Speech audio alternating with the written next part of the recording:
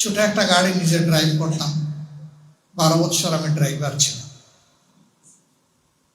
তা আমি গাড়ি ড্রাইভ করে যাচ্ছি, কোনো কোনো সময় দেখতাম রাস্তায়, এ গল্প বহু জায়গায় বলেছি, একজন মানুষ দাঁড়িয়ে আছে পাশে একটা রিক্সা। তার গায়ের কাপড় চোপড় দেখে বুঝাই যাচ্ছে তিনি একজন রিক্সা চালক। আরেকজন টিপটপ চেহারার মানুষ, ফিনফিনা কাপড়, তিনি তাকে গালিগালাজ করছেন, তার কলার ধরে ঝাঁকুনি দিচ্ছেন, চান্স পাইলে গালে একটা চড় বসে। আমি গাড়ির দরজা খুলে নামিয়ে গিয়ে বলতাম, মারেন তো আমাকে, পারবেন তো আপনাকে? আমি যেই হই, মারেন না, আপনার গায়ে যেন এত শক্তি, আমার একটু মারেন। ও কি অপরাধ করেছে, ওরা যে এরকম করতেছে? হয়েছে, ও বেটা 10 টাকার জায়গায় 20 টাকা বাড়াচ্ছিস। আমি আচ্ছা মানলাম এটা একটা অপরাধ। সে কি আপনার পকেটে হাত ঢুকিয়েছিল? কয় না। ছুরি ধরেছিল? কয় তাও না।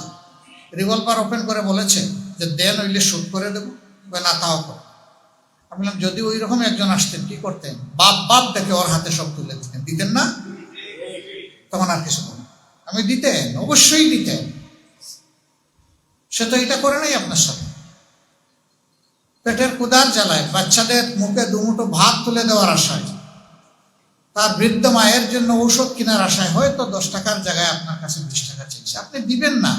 একটু মানবিক আচরণ করেন, তাকে বুঝে বলেন যে ভাই এটাই তোমার ভাড়া, এর চেয়ে বেশি তোমাকে দেওয়ার আমার সামর্থ্য নেই, বা এখন নেই, আমি চাইলেও পারবো না। তাইলে লোকটা তো আর আপনাকে কুস্তি লাগাবে না, সে সবর করে চলে যাবে, একটু আশা করেছিলাম, আচ্ছা পাই নাই, ঠিক আছে। আপনি এইরকম করতে গেলেন, আমি দুঃখিত, আপনি আমাকে ক্ষমা করেন। আমি আপনাকে কেন ক্ষমা করব? আপনি যার কাছে অপরাধ করেছেন ক্ষমাটা তার কাছে চান। আপনি তো অপরাধ আমার সাথে করেন নাই, এই সাহস তো আপনার নাই। আপনি অপরাধ করেছেন আমার একজন দুর্বল ভাইয়ের সাথে, একজন শ্রমিক বন্ধুর সাথে, ক্ষমা আপনার তার কাছেই চাইতে হবে। চায় না, ইজ্জতে ধরে।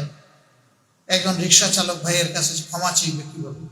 আমি বলতাম, আপনাকে কিন্তু ক্ষমা না চাওয়া পর্যন্ত আমি নড়তে দেব না, ক্ষমা আপনাকে চাই। আপনি যে অপরাধ করেছেন, আপনাকে ক্ষমা চাই। কেন আপনি হাত তুলছেন?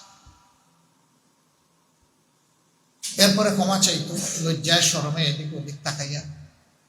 তারপরে আস্তে আস্তে পকেটে হাত ঢুকাইতো যে আরো 10 টাকা 20 টাকা দেবো। আপনার ওই টাকা লাগবে না, ও টাকা সে নিবেও, আপনি এখন আপনার পথে যান।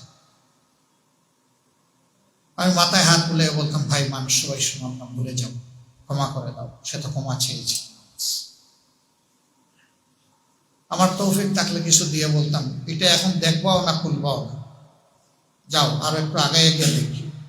যাওয়ার সময় তোমার মা থাকলে মার জন্য, বাচ্চা থাকলে বাচ্চাদের জন্য নিয়ে যাও। আমি কি ফকির হয়ে গিয়েছি এটা করার কারণে? আমার আল্লাহ আমাকে সম্মানিত করেন নাই?